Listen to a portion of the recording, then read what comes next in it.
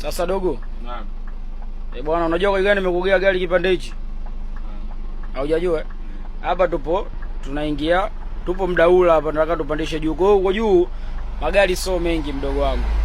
Juu magari sio mengi, kikubwa umakini mdogo wangu. Hii gari hapa hii gari ni ugali wangu mimi na kuelekeza wewe. Umenielewa? Yaani hapa gari ni ugali wangu mimi na kuelekeza wewe, tusaidiane katika maisha. Sasa ukileta mambo ya kisenge, umeingiza gari umevunja site mila mdogo wangu, mimi nakosa ugali na wewe unakosa ugali. Sawa sawa. Zingatia nini? Zingatia chaki ninyooshe. Na uona mimi mwenyewe ni dereva. Usiseme mimi dereva wakati tumekuja kufundisha, mbona unaita mambo ya kisenge mzee? Haya sawa, kuja samani. Acha mambo ya kisenge bwana, mbona unaita mambo ya kimeusho? Moja basi, kama dereva kachukua gari lako shuka hapo. Wewe vipi babu?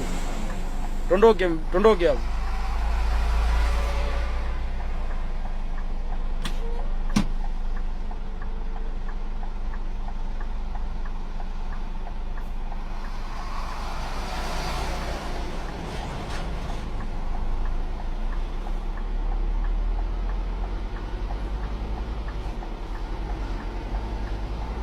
Kukimbia sio ndo kujua gari, kukimbia sio ndo kujua gari.